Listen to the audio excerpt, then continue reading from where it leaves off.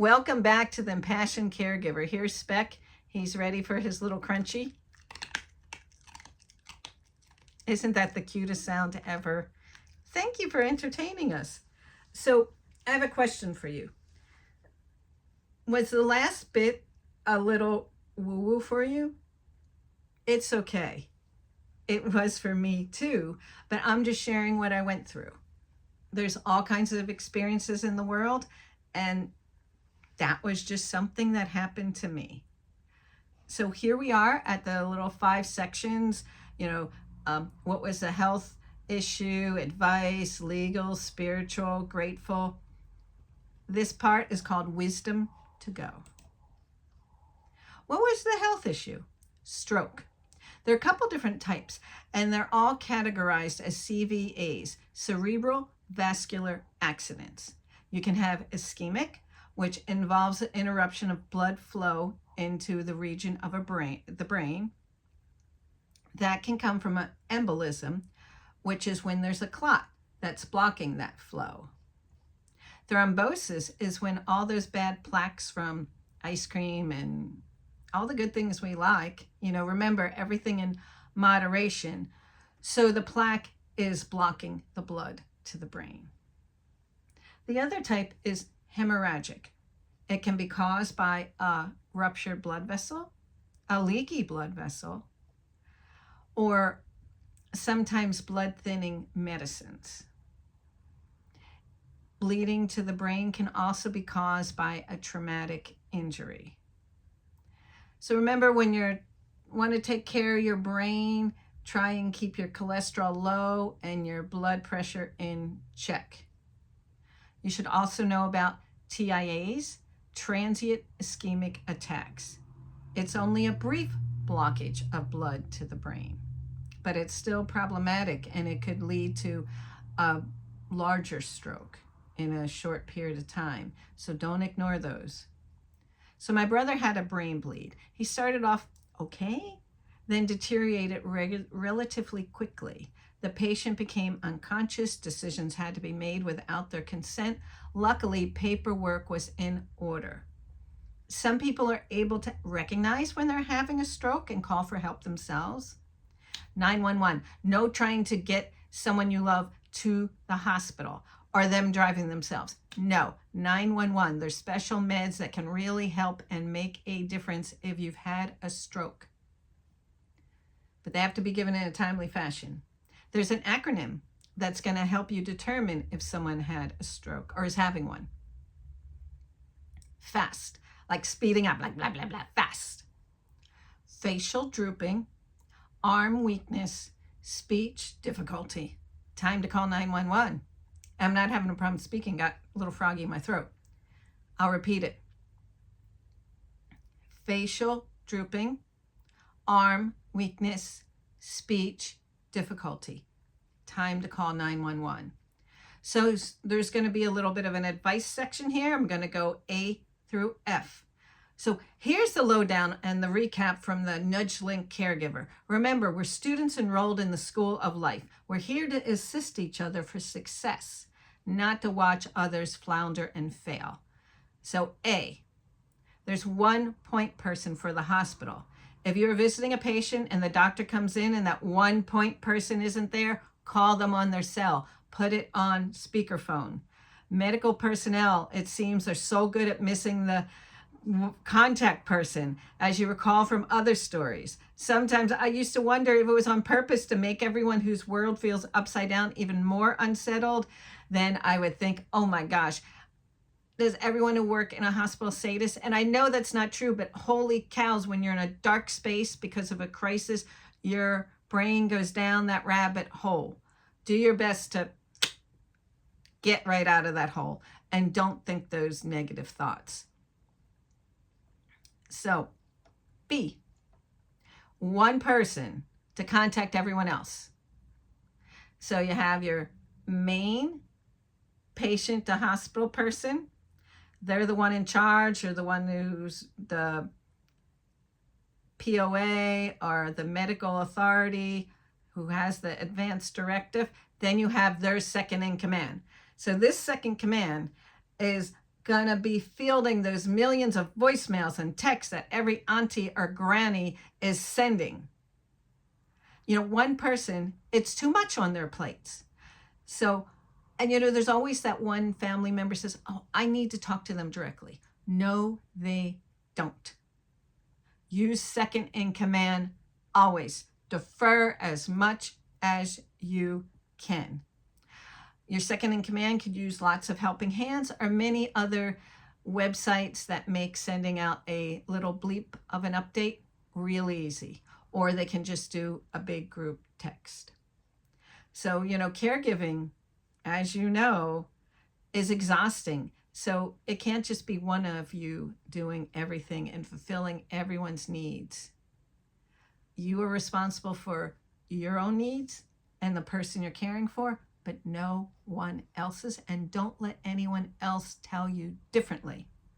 So C, hearing is the last sense you lose. The patient may be unresponsive, but talk to them in an upbeat manner. No fighting in the room. Do I need to repeat that to all the hotheads? Shit. I think I need to include me on that previous statement. I am a hothead, but I don't argue in people's rooms.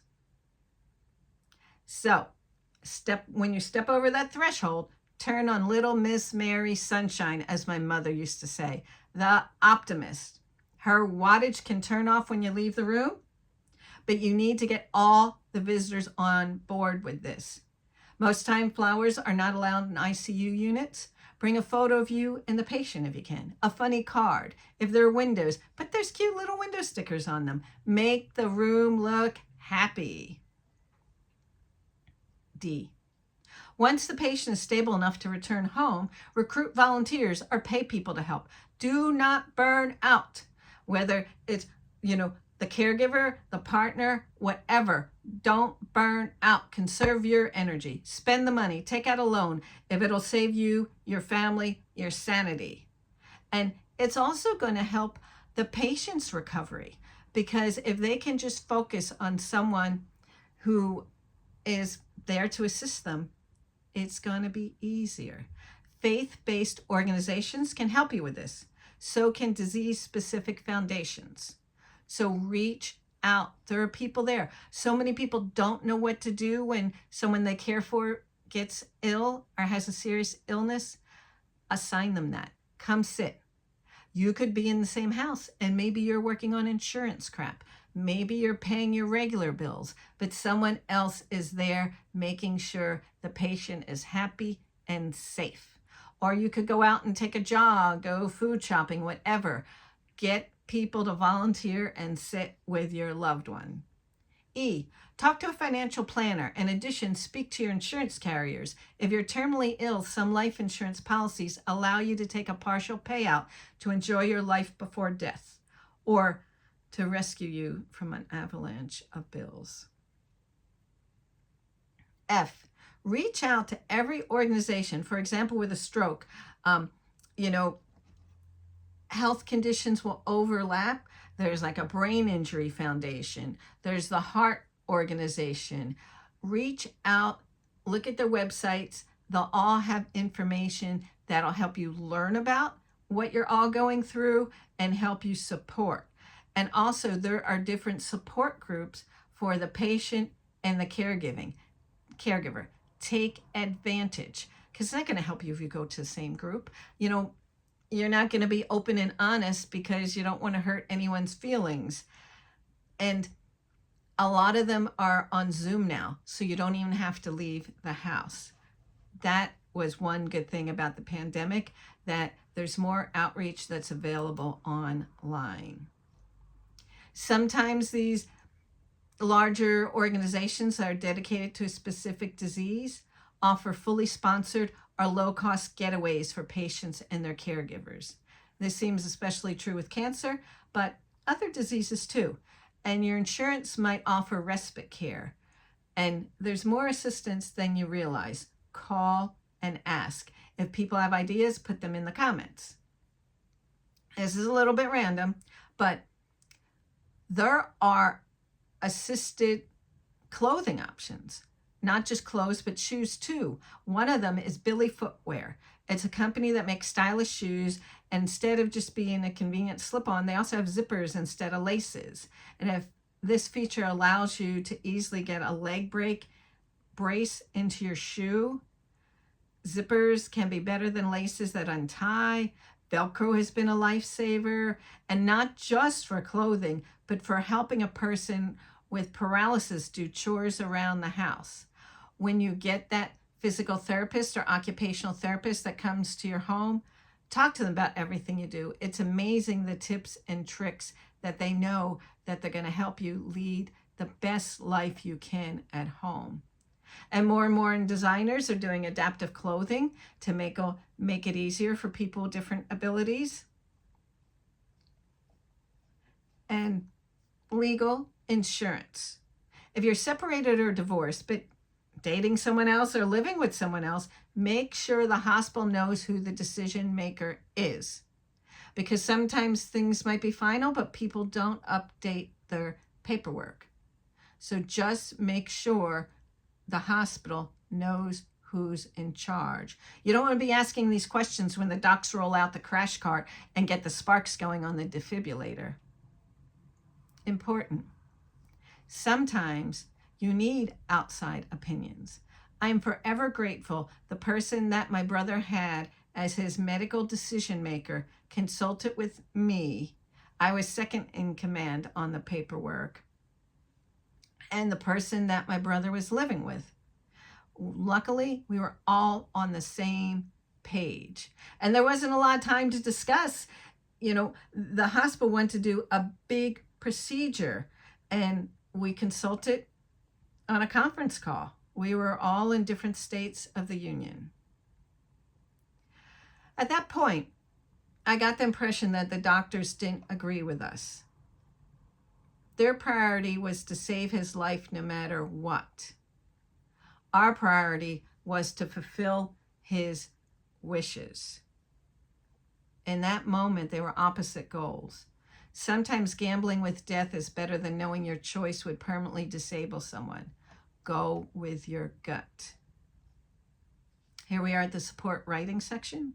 So during this crisis, I found out there are rehab houses. Who knew? So I knew about rehabilitation facilities like with physical and occupational therapy where my parents would go, which looked very institutionally drab.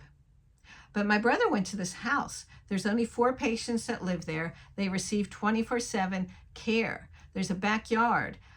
The caregivers were so loving. Every patient was in a room with sliding doors to the outside so they could get a little bit of nature in, even if they were unaware. This particular one was all for a traumatic brain injury. So most of the patients weren't aware, but it was important to have that visual and to experience the outdoors. How's that? We got to improvise. So his friends all got to come visit, and they even bought his dog so they could all hang out in the backyard. So as I told you many times, the writing community, wow. Even when you just meet a new creative, they give so much empathy. Story connects, unites. And hopefully I'm not beating a dead horse here. I think you understand this by now. Previous to this terrible episode, I had registered for songwriting camp, so I went. So like previously, when I went away to a writing retreat during my husband's health emergency, I was such a mess. I'm not proud to say it, but what a gift it was. We all shared one shower that was in a hut. I can't even remember the toilet situation. I'm sure it was primitive, but being time away gave me time to process. My partner didn't have to be exposed to the woe 24/7 along with regular worry. Grief is so normal, but you can't be sucked in or put it all upon your loved ones. At camp, there was time to regulate. And again, everyone goes through their own timeline on grief, but try and observe yourself and try and make small strides so you don't get permanently stuck. It's not easy to do. Here we are at the spiritual section. Expect the unexpected. Okay, we're back to woo-woo moments. As I told you in If Only George Clooney Were My Doctor, I had an out-of-body moment when I was near death. And I just told you I thought I was visited by an apparition of my brother while I was staying overnight at the hospital with him. Yet another fascinating event happened. So one morning, the doctors were telling us that all the tests showed basically no hope for recovery, especially since the three of us refused to let them operate on his brain. The brain surgery would have guaranteed irreversible damage. And we had all agreed that, he was in his 20s when he was diagnosed with a yet unnamed virus that was going through the gay communities in the 1980s. So he lived through so much and he had such triumph.